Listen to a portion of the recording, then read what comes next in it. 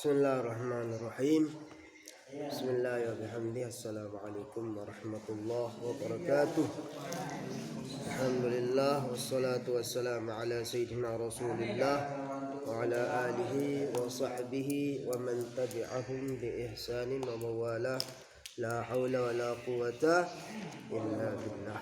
Allahumma aslih ummata Muhammadin sallallahu alaihi wasallam wa furij an ummati Muhammadin sallallahu alaihi wasallam wa raham ummata Muhammadin sallallahu alaihi wasallam wa anshur wa ahfaz wa ayyid nahdatal watani fil alamin bihaqqi Muhammadin sallallahu alaihi wasallam. Nawaitu ta'alluma wa ta'lim wa tadhakkura wa tadhkir wa nafa'a wal intifa'a wal ifadata wal istifadah wal hatha ala tamassuki bi kitabillah wa sunnati rasulillah sallallahu alaihi wasallam wa du'a ala al huda wa dalalati ala al khair ibtigha' mardatillah wa qurbihi wa tawabihi subhanahu wa ta'ala. بلغ رسالة وعد الأمانة ونصح الأمة كشف الله الأمة وجاهدوا في سبيل الله حق جهاده وجاهدوا في سبيل الله حتى أتاك اليقين. لا إله إلا الله قبل كل شيء، لا إله إلا الله بعد كل شيء، لا إله إلا الله يبقى ربنا ويفنى كل شيء. السلام عليك يا سيدي يا رسول الله، السلام عليك يا سيدي المهدي خليفة رسول الله، السلام عليك يا سيدي عيسى نبي الله، السلام عليك يا الشيخ محمد زين الدين بن عبد المجيد سلطان الأولياء الله. رضيت بالله ربا وبالإسلام دينا وبمحمد صلى الله عليه وسلم نبيا ورسولا. اللهم أنت ربي لا إله إلا أنت خلقتني وأنا عبدك وأنا على عهدك ووعدك ما استطعت أعوذ بك من شر ما صنعت أبو لك بنعمتك علي وأبوء بذنب فاغفر لي فإنه لا يغفر الذنوب جميعا إلا أنت.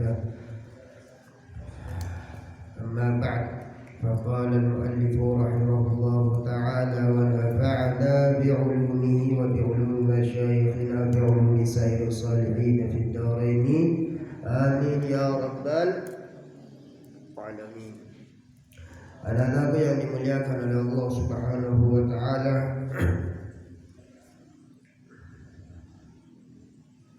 bersyukur kita kehadirat Allah Subhanahu wa taala di mana Allah memberikan kita sesuatu yang tanpa kita sadari bahwa sesuatu itu sangat berharga pada diri kita.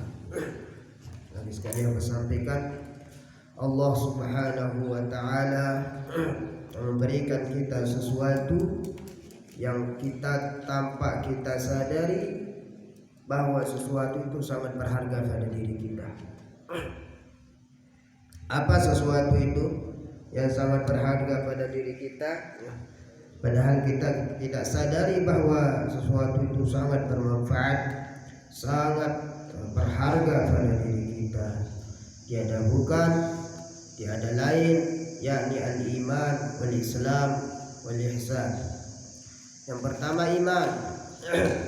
Kita tidak sadari ketika kita mengerjakan sesuatu, satu amalan, kemudian menambah iman kita kepada Allah Subhanahu wa taala, itu nikmat yang paling tinggi di antara nikmat yang lain. Nikmat yang sangat agung ya. Karena manusia yang dipanggil untuk mengerjakan suatu kebaikan, maka sungguh itu nikmat yang sangat agung. Tapi kita jarang mengucapkan alhamdulillah. Masya Allah, ini yang perlu ya. Ketika kita berada di satu majelis ilmu ataupun kita berada di ma'had, tempat belajar, di madrasah seperti yang kita lakukan dan rasakan saat ini, itu anak harus bersyukur kepada Allah Subhanahu wa taala. Karena tujuan dari hidup ini adalah apa? Tujuan dari hidup ini adalah apa? Untuk mencari ridha Allah Subhanahu wa taala. untuk beribadah kepada Allah Subhanahu wa taala yang akhirnya nanti mendapatkan apa? Janji Allah Subhanahu wa taala itu surga. Tujuan hidup ini anakku, satu-satunya, tidak ada tujuan hidup lagi. Tujuan hidup di dunia umpama itu fanaun, hancur. Tidak ada yang kekal. Tujuan hidup kita seandainya di dunia saja, maka kita manusia yang merugi. Jika tujuan kita hidup bahagia di dunia, maka tidak perlu untuk kita berjuang mati-matian untuk mendapatkan ridha Allah Subhanahu wa taala. Jika tujuan kita hidup di dunia, saya jadi orang kaya selesai, saya jadi orang begini selesai, itu merugi, manusia yang merugi. Jika keinginan hidupnya satu-satunya untuk Allah Subhanahu wa taala, maka dia akan istiqamah di jalannya. Betul ini ya, betul kata Pak Hanaf. Ya, betul. Mengapa guru ngaji, guru diniyah, termasuk buya kita di sini, mengapa sampai mati-matian berjuang untuk kita, sampai rela mengorbankan hartanya untuk membangun pondok ini, untuk berjuang memikirkan gimana pembangunan pondok ini, gimana pembangunan pondok pesantren yang kita tempati ini, gimana. Sudah menghabiskan hampir miliaran. Untuk apa itu semua? Untuk apa? Untuk mencari ridha Allah Subhanahu wa taala, untuk mencari apa janji Allah Subhanahu wa taala yang telah Allah janjikan di akhirat. Itu tujuan kita, anakku. Makanya kalau kita sudah berpikir itu, tidak ada istilah kata capek. Belajar bukan hanya untuk sukses di dunia saja. Bukan hanya seandainya anakku belajar untuk dunia saja, sukses di dunia, buat apa? Mondok buat apa? Cukup cari ya, apa yang menguntungkan kita di dunia. Cukup cari itu. Contohnya apa? Misalnya belajar membuat motor, belajar membuat motor tanpa sekolah, tanpa mengaji. Tiap hari, tiap malam itu aja dipegang, pasti bisa. Siapa sih yang nggak bisa? Semua orang jika terfokus dalam satu pekerjaan, kemudian dengan apa istilahnya, dengan uang dan harta kekayaan untuk mencari itu, umpama cukup ya, belajar satu saja. Tapi tujuan kita bukan hanya itu, anakku. Tujuan kita bahkan disebutkan di dalam Al-Quran, aku tidak akan ciptakan engkau, wa ma khuliqtul jinna wal ins illa liya'budun, kata Allah. Aku tidak ciptakan kau wahai manusia, wahai jin, kecuali untuk menyembah kepadaku. Itu tujuan akhir kita, anakku. Makanya begitu kalian capek, begitu kalian letih untuk belajar, ingat janji Allah. Ingat surga yang Allah janjikan, ingat kebahagiaan yang Allah janjikan. Sudah itu saja, selesai. Ya. Jika kalian memikirkan, oh, kalau saya tamat di sini mau jadi apa, kalau saya tamat di sini mau jadi itu, jadi ini, mau jadi, akhirnya tidak pernah berpikir tidak pernah berpikir untuk belajar, terganggu pikirannya. Ya. Kalau saya menghafal, apa jadi saya? Ya. Kalau saya begini, apa jadi saya? Padahal Allah Subhanahu wa taala ya memberikan sudah tujuan kita hidup, anakku. Jika kita memakai akal kita untuk menjalani hidup ini, nanti kita sial. Kita pakai akal kita untuk menjalani hidup.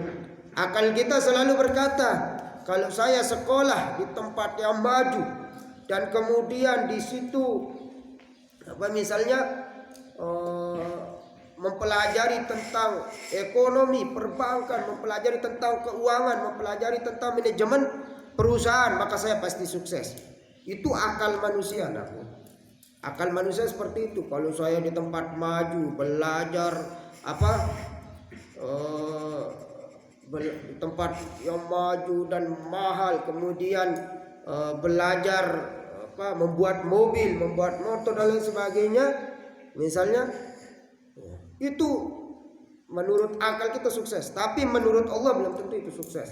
Kenapa? Berapa banyak orang yang tamat SMK yang belajar otomotif, belajar membuat itu, membuat ini, tapi tamat mereka jadi pengangguran. Berapa banyak itu?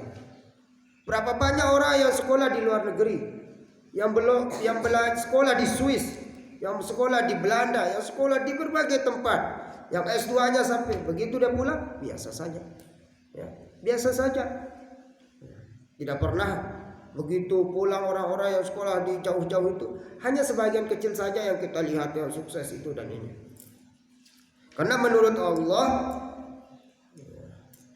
sekolah di tempat maju umpama, kemudian sekolah di tempat yang luar biasa, menurut Allah belum tentu membawa kesuksesan, belum tentu. Karena kesuksesan itu milik Allah Subhanahu wa taala. Kesuksesan itu hanya haknya Allah memberikan kepada wa yarzuqu may yasha, memberikan rizki, memberikan sesuatu kepada yang Allah kehendaki. Itu saja anakku.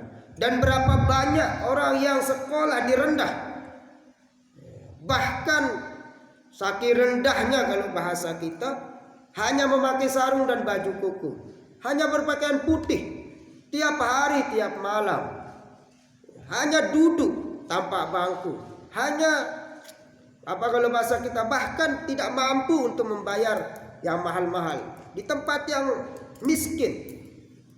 Kalau bahasa kita miskin. Kenapa? Karena berapa banyak orang miskin sekolah di tempat itu. Contohnya di Ma'had Darul Quran. Berapa banyak orang sekolah. Bahkan sampai bayar kos pun nonggak kalau bahasa kita. Karena tidak mampu. Bayar kontrakan tidak mampu. Tapi keinginan khusus sekolah rela nyicil sedikit demi sedikit untuk membayar kontrakannya. Tidak mampu untuk kuliah. Biaya tidak ada. Tapi akhirnya apa? Allah tinggikan derajatnya. Padahal dia duduk saja, duduk. Iya. Akhirnya pulang dari situ jadi orang hebat, punya pondok pesantren, punya itu, dan terbukti, ya, bahwa akal manusia, ya, tidak sama dengan yang Allah Subhanahu wa taala berikan tuntunan di dalam Al-Quran. Tidak sama, tidak mesti ada pun. Berapa banyak temannya Abah yang sekolah di jauh di tempat kota. S2, ya, di sana di luar di tempat maju, tapi pulang biasa saja, sama kita sama-sama jadi guru, sama-sama jadi pengasuh, sama-sama, bahkan mungkin lebih sukses orang-orang yang bahasa kita, yang mungkin dia sekolahnya pakai sarung, mungkin sekolahnya pakai kopiah, mungkin sekolahnya hanya pakai baju takwa, baju koko, yang ada yang sekolahnya pakai selana, pakai dasi, pakai jas, kemudian semuanya luar biasa. Tapi semua itu menurut Allah Subhanahu wa taala, ya, Allah akan memberikan sesuatu kesuksesan kepada yang Allah inginkan. Mau dia duduk mau dia sekolahnya duduk, mau dia sekolahnya pakai sarung, mau dia sekolahnya pakai baju koko, pakai kopiah saja, ataupun sekolahnya pakai dasi dan lain sebagainya, kalau Allah berikan maka pasti terjadi. Tapi jika Allah tidak memberikan, semuanya akan sirna, anakku. Betul itu. Dan yang perlu kita cari itu di mana Allah ridho, itu masalahnya. Di mana Allah ridho? Mana lebih Allah ridhai secara agama, secara pandangan agama, pandangan syariat, mempelajari ilmu hadis, mempelajari ilmu fikih, mempelajari ilmu ta'lim, mempelajari ilmu adab kepada guru, daripada orang yang kuliah di sana sedikit-dikit dosennya disalahkan, sedikit-dikit gurunya didebat, sedikit-dikit, masya Allah. Jangan salahkan, ya, jangan salahkan. Walaupun orang yang kusut bajunya, sarungnya kusut, tapi begitu dia tamat dari ma'hadnya luar biasa, ya. Ada yang kampusnya hebat, ya, di luar sana hebat, tapi pulang-pulang mendebat orang, sedikit-dikit salah, ini bacanya salah, ini caranya jadi khotib salah, ini caranya jadi imam salah. Padahal bukan ilmunya di sana. Dia ilmunya umum tapi selalu menyalahkan. Akhirnya apa? Akhirnya dia menyesal menyalahkan karena ya tidak selamanya satu gerakan itu membuat orang salah. Ada perkataan ulama, oh begini boleh, oh begini oh begini juga boleh, oh begini juga boleh. Ada itu sehingga dia menyesal. Ya. Sedikit-dikit tidak sesuai baru belajar. Ya, untuk mencari pamor itu bukan bidangnya, yang bakatnya umum, jurusannya biologi, tapi menyalahkan orang yang ahli agama. Nauzubillah min dzalik. Itu anakku. Ini perlu anakku tanamkan. Dan ini di lapangan, baik dari sejak zaman orde lama, anakku orde lama, kemudian orde baru. Ya, orde lama itu di masa-masa tahun 90-an lah. Ya, itu seperti itu. Dan Abah lihat ya, berapa banyak orang yang sekolahnya di tempat negeri, kemudian ada yang sekolahnya cuman karena kadang-kadang tidak punya ijazah, tapi dia rela sekolah di aliyah walaupun tidak punya ijazah, kemudian melanjutkan di ma'had. Ada yang tidak punya ijazah, tapi Bapak Malaysia mengizinkan boleh di sekolah, tapi dia jadi orang sukses ya. Ya, karena dulu orang begitu anakku ya, begitu. Ada walaupun dia tidak punya ijazah, tapi ibaratnya kitabnya ya luar biasa. Ijazah tidak punya, ada itu, ya. Ada. Termasuk banyak yang sekolah di bagian sini ya, bagian sini dekat Mamben itu. Walaupun tidak ada ini, tapi hebat deh. Nah begitu anak, luar biasa, ya, luar biasa. Nah walaupun begitu, banyak di antara mereka yang punya pondok pesantren, banyak di antara mereka orang jadi hebat berkah. Orang-orang yang sekolah sarungan tadi, yang pakai sarung, bisa mendidik ratusan bahkan ribuan orang. Bahkan ribuan orang karena lebih banyak mereka punya pondok. Nah kalau yang kadang-kadang yang umum cuman mengajar, nah begitulah anaknya. Nah itu yang anakku tanamkan di dalam hati, karena kesuksesan itu miliknya Allah dan Allah yang memberikan.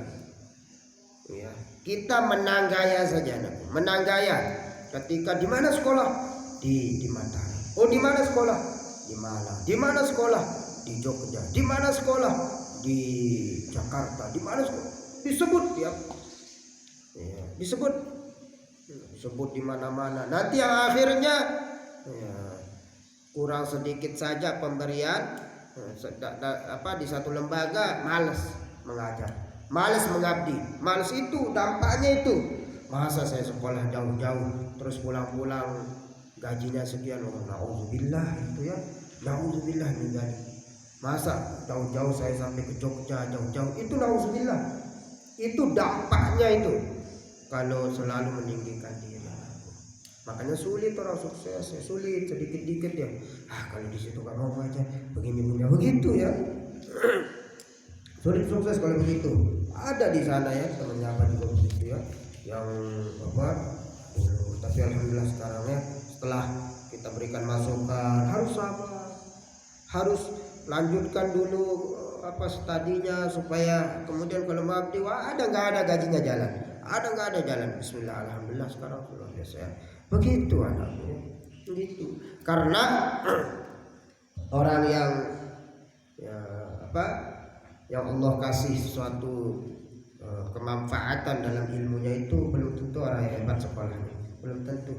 Dan belum tentu orang cerdas juga anakku, belum tentu. Tidak ada jaminan juga orang cerdas bisa sukses, tidak ada jaminan. Orang yang baik akhlaknya itu insya Allah besar jaminan untuk dia sukses. Kenapa? Masyarakat melihat, guru-guru yang lain juga melihat. Misalnya dia sama-sama mengajar di tempat suatu lembaga ya, kemudian dia masuk di situ, oh baik akhlaknya ini. Walaupun dia S2, walaupun dia orang hebat, tapi rendah hati dia. Senang teman-temannya mengajar seperti itu. Tapi ada yang yang sudah di luar sekolah. Oh saya kan ini sekolahnya di Malang ini saya sekolahnya di Jakarta. Jangan remehkan saya, jangan begitu, sedikit-sedikit begitu ya. Nah kalau saya sekedar jadi guru biasa, nggak mau saya ngajar di sana, harus saya jadi kepala sekolah. Gimana itu? Gimana tidak ada dalilnya hidup seperti itu ya? Nanti orang akan segan seperti itu ya. Akhirnya tidak berfungsi di masyarakatnya, tidak terpakai. Nauzubillah min dzalik. Cuma nauzubillah. Nah, begitu ya. Itu anakku. Kalau yang orang punya akhlak, insya Allah pasti sukses. Orang yang punya akhlak. Orang yang punya ilmu belum tentu sukses. Belum tentu. Orang yang punya ilmu lebih-lebih ilmunya dipakai. Orang yang punya akhlak pasti sukses insya Allah, walaupun kurang ilmunya. Orang yang punya ilmu tidak berakhlak, ini belum tentu dia sukses. Tapi orang yang kurang ilmunya tapi berakhlak, insya Allah ada jaminan sukses. Orang senang masalahnya. Yang hebat lagi dia berilmu, berakhlak. Oh, kalau ini pasti sukses. Dia berilmu, dia tawadu, dia rendah hati kepada orang, walaupun punya ilmu, ilmunya tidak dipakai merendahkan orang. Oh, itu kalau itu insya Allah sesulit apapun hidup, semaju apapun peradaban ini, dia pasti cari orang yang berilmu dan berakhlak. Ya, paham tuh? Itu perlunya kita mengaji akhlak anakku. Kitab ta'lim ini ya. Masya Allah. Wallahu a'lam. Nah, kita lanjutkan sedikit. Bismillahirrahmanirrahim. Ada kemarin itu yang rumusnya kemarin yaitu apa katanya? Yang kemarin itu wala ta'ata li makhluqin fi maksiatil khaliq. Kembali juga wala ta'ata li makhluqin fi maksiatil khaliq. Siapapun anakku, walaupun ada yang mengaku dirinya Jibril, umpama turun dari langit mengatakan bahwa apa yang sudah diharamkan untukmu oleh Allah Subhanahu wa taala aku halalkan, maka jangan taat walaupun Jibril, walaupun orang mengaku Jibril, karena Jibril tidak mungkin akan mengajarkan orang jahat. Jibril Sayyidina Jibril alaihissalam tidak mungkin malaikat Jibril akan mengajarkan orang jahat itu. Makanya anakku, kalau ada yang memerintahkan kita keburukan, mengaku dirinya wali umpama, mengaku dirinya syekh, mengaku dirinya ya seperti sekarang ya, ada itu yang dulu kita pernah sebut apa itu, yang mengaku Masya Allah ya, banyak sekarang ya pemahaman yang seperti yang Wildo itu anakku, termasuk ajaran yang menyesatkan, yang selalu menyamakan sesuatu itu dengan logikanya, ya. Dengan logikanya. Mengatakan kalau burung bersyahadat, kalau manusia bersyahadat sama ya Allah, seperti itu ya. Alhamdulillah ya. Padahal itu nanti yang akhirnya memainkan syahadat itu artinya ya. Kalau kita lihat baca ya Allah ya na'udzubillah anakku. Kalau ada seperti itu, walaupun dia mengaku dirinya sebagai kutub ya, kutubul aqtab umpama, mengaku karena seorang wali anakku ya, tidak akan pernah mengaku cirinya seorang wali ya, tidak akan pernah mengaku dirinya wali. Tapi kalau ada orang yang mengaku dia ini wali ya, isyhadu, ketahuilah dia bukan wali. Kalau ada mengatakan aku ini adalah wali, maka bersaksilah bahwa dia wali. Dia tidak wali. Tapi ada orang yang ibadahnya rajin, terus ilmunya ya, luar biasa, ya, akhlaknya mulia, menjalankan syariat, ketahuilah kalau dia walaupun tidak dikatakan dirinya wali, insyaallah dia tergolong orang yang wali. Dia taat sama gurunya, dia sambung silaturahmi sama gurunya, dia sambung kebarokahan ilmunya, masya Allah. Walaupun tidak mengatakan dirinya wali, ya sungguh ketahuilah, saksikan dia seorang wali. Jika syariat, jika ya, semua yang kita saksikan sesuai dengan syariat, itu anakku, itu caranya ya. Jangan ini ya Allah, pemahaman sekarang masya Allah ya. Masya Allah ya. Nah, itu anak. Kita lanjut pelajaran kita yakni setelah kalimat yang mengatakan wala ta'ata li makhluqin fi maksiatil khaliq itu adalah fondasi. Itu adalah fondasi. Kalau fondasi itu harus dipegang, ya. Harus dipegang.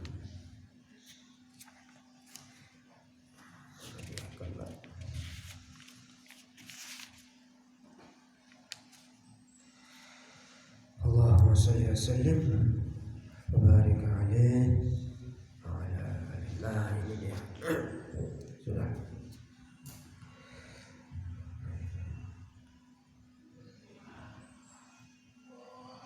Ya, sudah.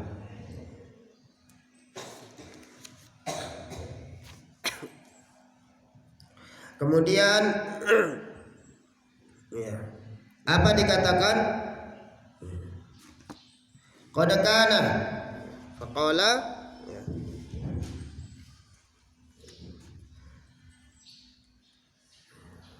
Faslun fi ta'zim al-ilmi wa ahlihi al-aqal. Qad kana kharaja min Bukhari.